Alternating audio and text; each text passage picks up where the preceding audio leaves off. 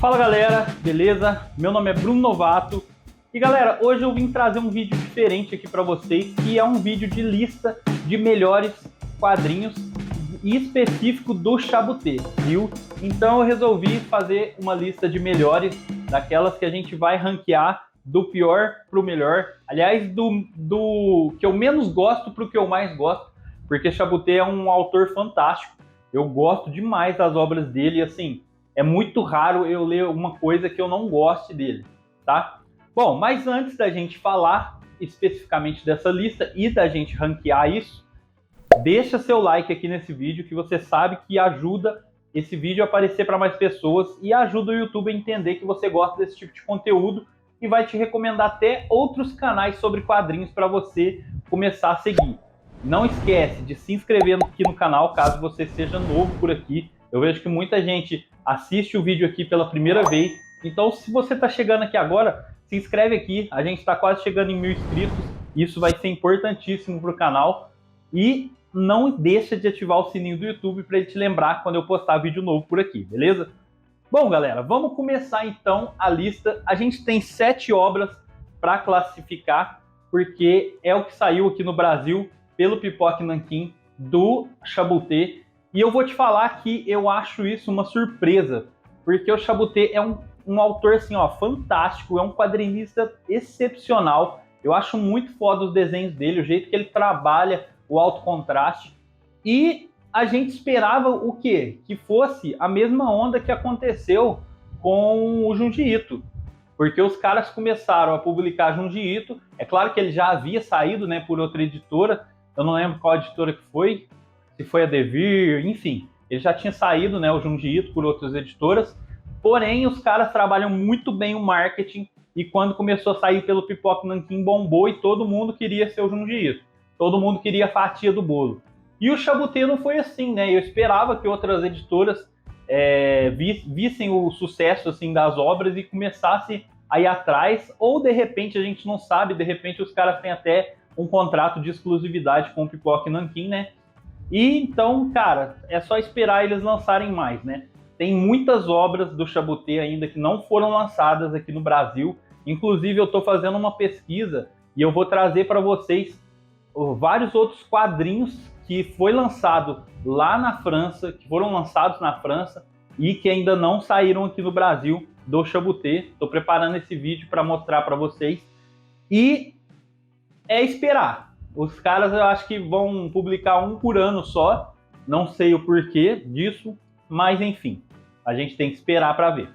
Então vamos lá, vamos começar essa lista pela 7ª posição.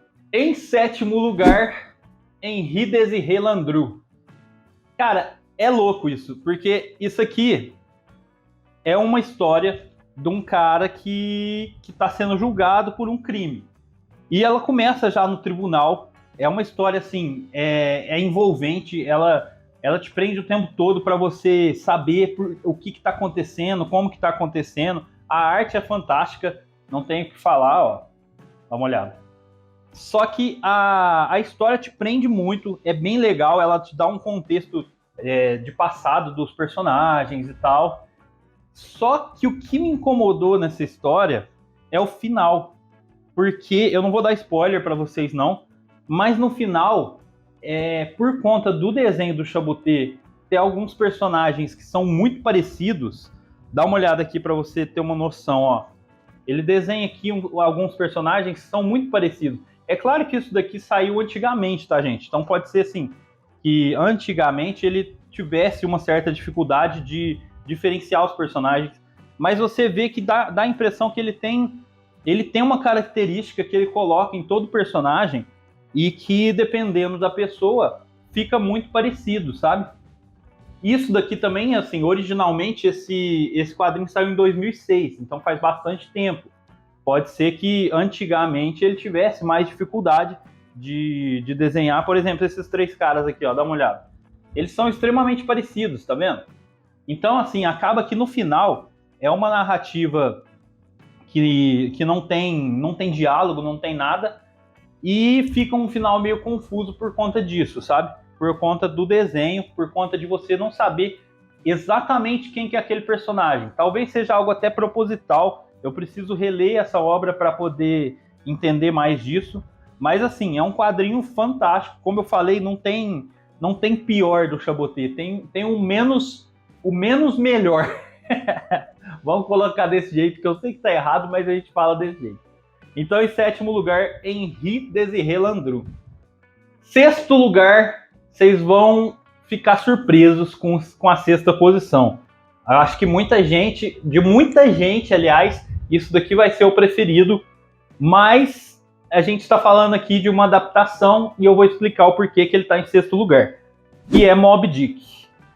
Cara, Moby Dick é muito legal, é uma história, assim, fantástica, é aquele negócio, né? A história original já é uma história fantástica, então acaba que isso ajuda muito a obra, só que você vai esperando também muito por conta de já conhecer a história de Moby Dick. Só que o Chaboté faz umas coisas aqui, ele tem como que eu te explico? Ele tem umas liberdades aqui de adaptações muito interessantes, sabe? Que eu achei muito bom, muito boa mesmo, tipo, várias adaptações que ele fez aqui, eu achei que ficaram sensacionais, ficaram maravilhosas, mas não é um dos meus preferidos, talvez por eu já conhecer a história. Então acaba que, assim, eu só reli ela de novo, tendo as imagens que, como eu disse, impecável o trabalho dele no desenho. Se você não conhece Chaboté e não viu essa arte ainda, cara, vai atrás da coleção, porque esse cara desenha que é um absurdo. Dá uma olhada nesses quadros aqui. Então talvez seja por isso, mas, igual eu te falei, eu já conhecia a história. Então, por eu já conhecer, talvez ela não tenha me pegado tanto assim. Mas é um quadrinho excelente também. Em quinto lugar, temos o mais recente, publicado pelo Pipoque Nanquim, que é Museu. E assim, é quinto lugar? É. É um quadrinho bom? É. É um quadrinho muito interessante, é uma crítica principalmente aos dias atuais. E assim, a história, basicamente, é a história das obras de arte que tem no museu, observando nós, sabe? É como se fosse o contrário do objetivo de um museu, de que você ir lá e apreciar a obra, e analisar a obra e tal. Aqui não, aqui as obras de arte analisam o ser humano. Você pode ver que a todo momento a gente está sobre a perspectiva dos olhos de estátuas, de quadros. Então, assim, é como se essas obras de arte tivessem vida dentro do museu e elas ficassem analisando o ser humano e todas as nossas manias, todas as nossas, assim, as coisas que a gente faz no dia a dia que são praticamente idiotas. Por exemplo, você vai num museu, cara, você tá ali no museu para apreciar a obra de arte, para entender melhor sobre a história. E aí o cara vai no museu, o que ele faz? Ele fica no celular, ele fica, tipo, jogando um joguinho no celular, ou fica fotografando e filmando. Então, tipo assim, perde o sentido de você estar ali e aproveitar aquele momento para você estudar sobre o assunto, para você entender mais sobre a obra e tal. E ele faz uma crítica, assim, ó, muito bem feita a respeito disso. Você pode ver aqui, ó, que tem uma estátua aqui andando. Quando dá de noite, que o museu fecha, eles começam a conversar. Tem duas estátuas, essas duas aqui, ó. Tem duas estátuas que elas vão para frente ali de uma janela grandona e ficam observando os seres humanos lá fora também, o comportamento da gente e tal. Então, assim, é uma obra muito interessante, é uma crítica social, ao mesmo tempo que traz uma reflexão muito pertinente para a sociedade como um todo, mas não vai estar no meu top 3, porque ela é só isso, sabe? Tipo assim, ela não desenvolve uma história, tipo, ela não tem, ela até tem algumas historinhas dentro do contexto geral, tem algumas historinhas, assim, de alguns dramas, principalmente das obras de arte e tal, mas mesmo assim, cara, ela não conta uma história do começo ao fim. ela é mais um apanhado de várias coisas para poder montar essa crítica à sociedade, para poder montar esse questionamento, sabe? Sobre os comportamentos da gente como ser humano, principalmente dentro de um museu. Então é isso, o museu ficou em 5º lugar. O 4º lugar eu fiquei bastante em dúvida, porque depois do 4º vai ser o top 3. Então eu não queria ser injusto, sabe? Com o meu top 3, que provavelmente por exclusão vocês já vão saber. Mas em 4º lugar ficou O Purgatório. E, cara, vou te falar que eu gosto muito desse quadrinho. Tanto que eu fiquei muito em dúvida se eu colocava ele em 3º ou não. Mas essa daqui é uma obra que tem partes coloridas, ó.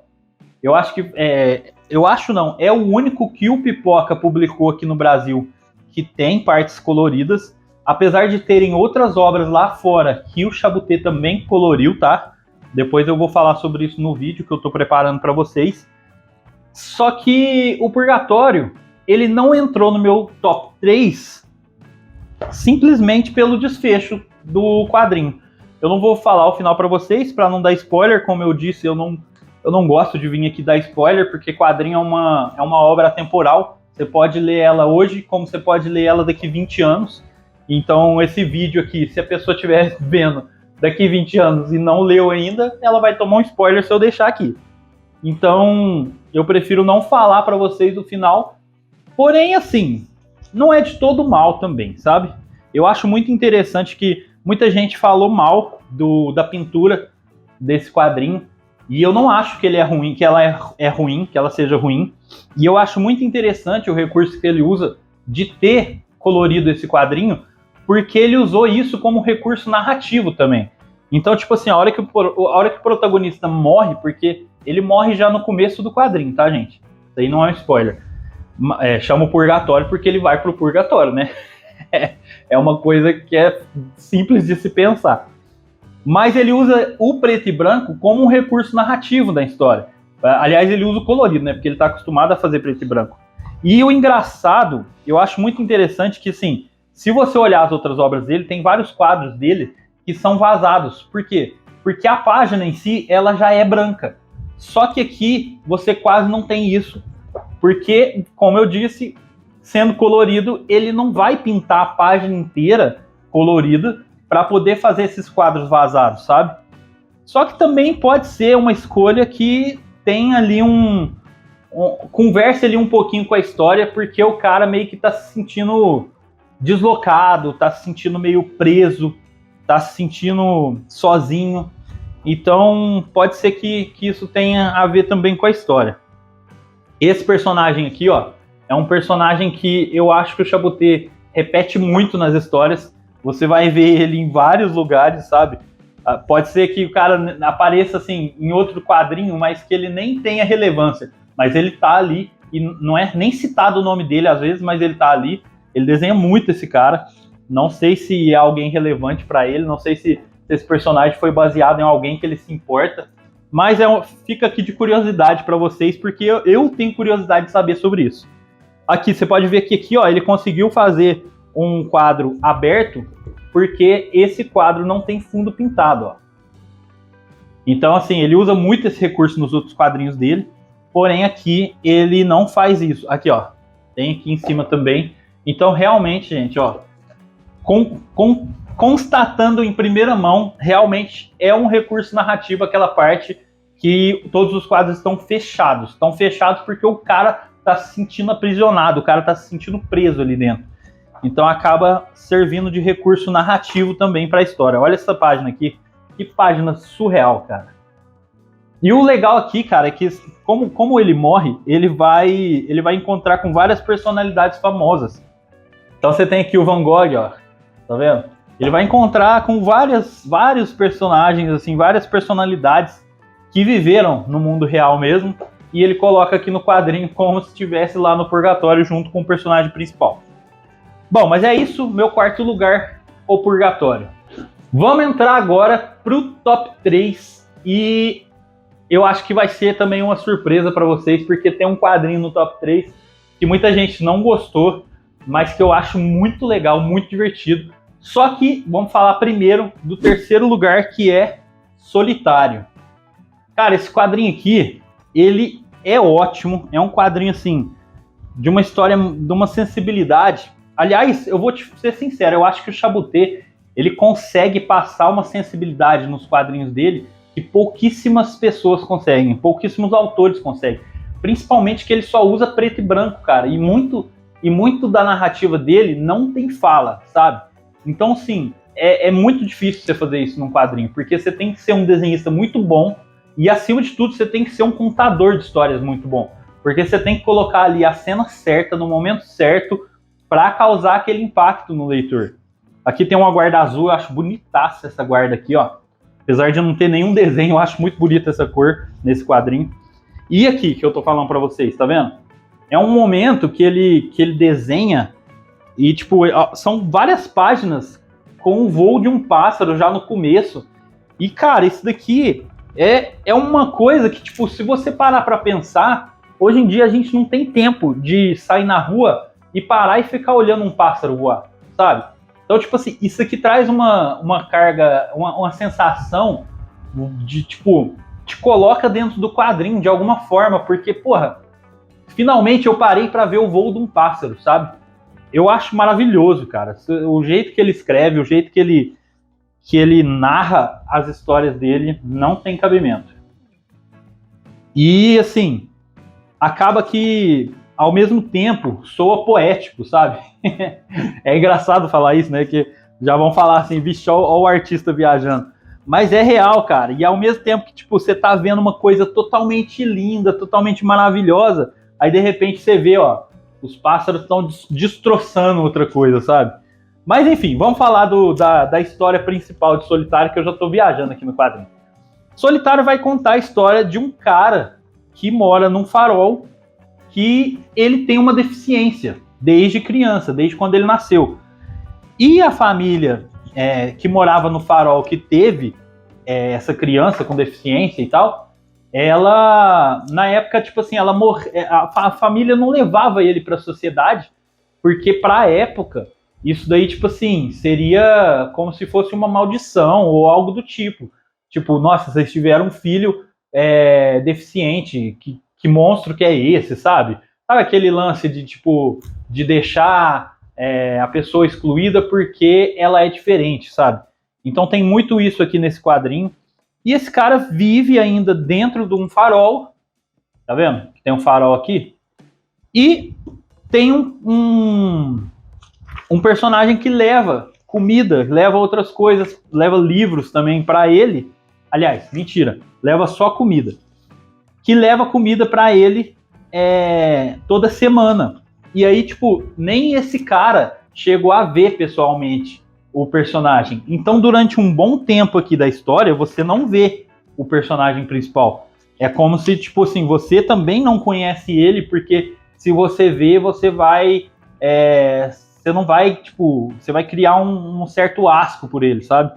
Então, você também não vê. Porém, esse outro personagem aqui, que também tá no barco, que ele começou a trabalhar recentemente, junto com esse outro cara que leva a comida para ele começa a se sentir incomodado. Fala, cara, como assim ninguém tem contato com o cara?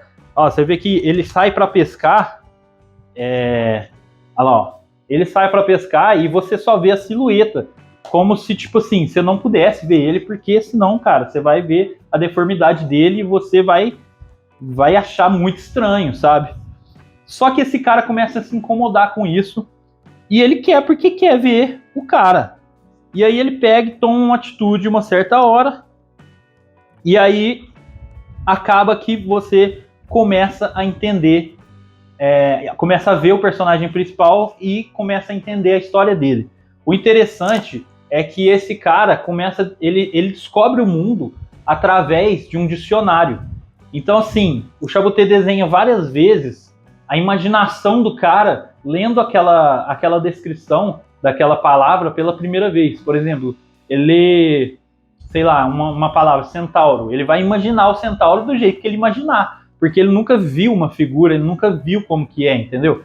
Então acaba que o Chabuté consegue transmitir o pensamento desse cara a respeito de coisas novas como se ele nunca tivesse visto isso, como se ele nunca tivesse vivenciado isso. E isso é muito interessante pra gente. Aí tem várias cenas assim. E o que me incomodou nesse quadrinho, que não deixou ele ser top 2 pra mim, não deixou ele estar em segundo lugar, é que é muito repetitivo, sabe? Essa questão dele... Aqui, por exemplo, ó. Tá vendo? Tem uma descrição lá, tem o jeito que ele imagina as coisas. Então, assim, acaba que é muito só isso, o tempo todo. E esse quadrinho talvez pudesse ter até menos páginas, pudesse ser até mais sintetizado. Talvez isso seria muito mais benéfico para a história e não teria tanto essa repetição. Por exemplo, aqui, ó, tá chovendo bolinha de tênis. Cara, isso não existe, entendeu? Só que isso tá na mente do cara. Por quê? Porque o cara não tem essa percepção, ele não tem noção do mundo lá fora, ele só vive dentro daquele farol, dentro do mundinho dele. Então, assim, Solitário é um quadrinho muito bacana, muito legal, vale a pena você ir atrás, mas não é o meu segundo lugar. Em segundo lugar, esse eu acho que vocês vão me criticar, mas, cara, eu achei muito legal esse quadrinho e, assim, o cara passa... Eu acho que é porque eu me identifiquei muito com o personagem principal, porque ele passa por uma transição de profissão. E a gente está falando sobre Yellow Cab. Esse também é uma adaptação literária, tá? Yellow Cab é baseado no romance de Benoit Cohen. Tá até escrito aqui embaixo, ó. Só que eu nunca li Yellow Cab, o livro. Então eu não conhecia a história, eu não sei como que foi que o cara escreveu o livro, o original. Então eu não tenho aquela comparação igual a Moby Dick. Yellow Cab vai contar a história de um cara que ele é um produtor não, ele é um escritor de séries e filmes. Ele e a esposa se mudaram para os Estados Unidos, só que ele quer vivenciar mais sobre aquele país, sabe? Ele não quer ficar sempre buscando trabalhar com o que ele está trabalhando, porque já fazem 20 anos que ele faz isso. E ele está cansado. E outra coisa, além do que, ele se mudou para um país totalmente novo e acaba que ele não conhece totalmente aquela cultura, ele não está meio que... Ele ainda não se ambientou completamente ali. E o que ele pensa? Cara, eu preciso arrumar um trabalho para mim conhecer essa cultura local, para mim entender mais sobre o povo daqui, sabe? E ele acaba virando um taxista, ele acaba se tornando taxista, e ele tem essa ideia um dia que ele pega um táxi, ó, dá uma olhada. Ele pega um táxi com um cara e tal. Aliás, ele tem essa ideia antes, mas assim, ele fala por alto. Só que ele pega um táxi um dia e aí ele acaba, tipo, falando, cara, é isso que eu vou tentar fazer. Demora bastante tempo até ele conseguir, de fato, começar a dirigir. Ele tem que passar por um curso, tem que tirar a carteira de motorista específico para táxi e tal. E aí, tipo, ele consegue, depois de muito tempo. Só que nesse meio tempo ele vai conhecendo pessoas, ele vai interagindo com outros moradores locais e tal, e acaba que ele consegue dirigir, ele acaba virando, né, taxista em Nova York, e a experiência que ele vai passar vai ser, assim, extremamente rica e vai ajudar muito ele a continuar na outra profissão dele, tanto que ele até fala que isso poderia virar um roteiro depois, essa experiência que ele passou. E aqui você vê ele acordando, ó, ele acorda 3h45 da madrugada para começar a pegar, sabe? O primeiro dia, se não me engano, ele chega lá e não tem carro para ele, então acaba que ele volta para trás, não consegue dirigir. E aí depois ele começa de fato e, cara, a gente vai passar junto com ele por todas as fases de o começo de um trabalho novo, sabe? E é muito interessante acompanhar essa jornada. Depois, no final, o personagem é muito recompensado por tudo que ele fez. Ele passa por vários perrengues também, acaba perdendo dinheiro uma certa hora, mas ele conhece muita gente, ele conhece a cidade, porque ele dirige pela cidade inteira. e acaba que isso se torna extremamente prazeroso para ele. A arte do Chaboté não tem o que falar, né? Vocês já sabem, eu já falei umas 1000 vezes aqui nesse vídeo que a arte dele é fantástica. O preto e branco dele aqui, em específico nesse quadrinho, cara, tem umas partes aqui, olha, dá uma olhada nesse cenário, mano. É muito perfeito, sabe? É um desenho maravilhoso.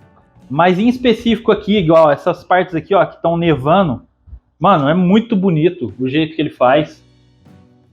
Enfim, meu segundo lugar é Yellow Cab e é sensacional esse quadrinho, vale a pena você ir atrás. E em primeiríssimo lugar, rufem os tambores, por exclusão, quem já conhece toda a obra de Chaboté aqui no Brasil já deve saber que a gente vai falar sobre Um Pedaço de Madeira e Aço. Mano, olha que loucura, né? O meu quadrinho preferido do ano de 2022, acho que foi 2022, se não me engano. Eu fiz um vídeo, né, de melhores do ano, e o meu quadrinho preferido foi um quadrinho mudo. E acaba que eu tô começando a achar que eu gosto muito desse negócio, cara. Porque eu acho que, assim, o autor tem que ter uma sensibilidade, um domínio de técnica, de quadrinização foda para poder fazer um quadrinho mudo e, assim, essa história te tocar imensamente. Dá uma olhada aqui, ó. Ele começa já com uma historinha de dois garotos ali, né? Um garoto e uma garota, e eles estão fazendo um desenho ali, ó, das iniciais deles com um coraçãozinho, porque eles são meio que namoradinhos. Só que o menino corta o dedo, ó. E, cara, eles estão fazendo isso num banco de praça. Ou seja, é vandalismo. Se você for analisar, não pode fazer um trem desse. Mas, enfim, a história, basicamente, é a história desse banco de praça. Então, a gente vai acompanhar tudo que acontece no dia a dia em volta desse banco de praça. E para quem acha que, tipo assim, um banco de praça, não existe uma rotina para um banco de praça. Existe, cara. Existe todo dia o lixeiro que... Todo dia não, assim, os dias específicos que o lixeiro passa na sua rua, ou seja, aquela pessoa sempre vai passar naquela rua, sempre naquele dia e sempre mais ou menos naquele horário. Existe cachorro que mora perto da sua casa que sempre está passeando. Existe, tipo assim, milhares de coisas que acontecem num lugar específico e que a gente não está atento, mas está acontecendo. E a gente vai acompanhar várias histórias através desse banco de praça. Então, assim, tem essas 3 senhoras que sempre sentam no banco e ficam conversando. E aí, tipo, chega um momento que você vê que não tem uma dessas senhoras, ou seja, uma delas morreu. Tem esse cara aqui, ó, que, se não me engano, ele deita nesse banco toda vez, ó. Tem esse cara aqui, ó. Se não me engano, é esse mesmo, que ele sempre vem na hora do almoço, vai na hora do almoço no banco e deita para poder dormir no horário de almoço. Tem esse cara aqui que tá tentando conquistar a sua amada, e aí, tipo, você vai seguir essa jornada dele com essa mulher. Cara, é um quadrinho assim, ó, extremamente sensível, que utiliza um objeto para contar várias histórias emocionantes, vários momentos chave na vida de certos personagens que, tipo, na vida real acontece desse jeito, sabe? Só que a gente não tá atento, a gente não tem tempo de parar. É como eu falei para vocês, o Chaboté retrata aquilo que você não tem tempo de parar para olhar, de parar para aproveitar. Inclusive, eu tava pensando esses dias atrás, uma coisa muito louca que vocês vão achar, vocês vão falar assim, vixe, esse moleque, esse cara não é normal, não. Cara, você já parou para pensar que quando a gente é criança, a gente olha mais pro céu? E depois que a gente fica adulto, você não olha mais pro céu. Você não fica, tipo assim, admirando as nuvens, você não fica admirando o céu. Você não tem tempo para isso, entendeu? E o Chaboté tem. Não é que ele tem, mas ele tem essa sensibilidade de pensar nessas coisas que a gente deveria estar admirando e não está. Então, cara, Um Pedaço de Madeira e Aço é um quadrinho mudo, que me fez chorar no final. E é, assim, ó, extremamente maravilhoso. Não tenho o que falar desse quadrinho. Eu demorei muito para pegar esse. Se não me engano, foi o penúltimo quadrinho que eu consegui da coleção do Chabutê. E, porra, valeu muito a pena. Valeu demais a pena. Vocês não têm noção do que é esse quadrinho. Bom, galera, foi isso então. Essa foi a minha classificação para a coleção de Chabutê que saiu até agora aqui no Brasil pelo Pipoca Nanquim. Deixa aqui nos comentários se você tem esses quadrinhos e o que você achou deles também. E não esquece também de, se você for comprar algum desses quadrinhos pela Amazon, não esquece, por favor, de apoiar a gente comprando pelo nosso link. Você não vai pagar nada a mais por isso. Você não paga absolutamente nada a mais pelos quadrinhos. Você vai pagar o preço que está na Amazon, mas você vai estar ajudando indiretamente o canal a se manter de pé, beleza?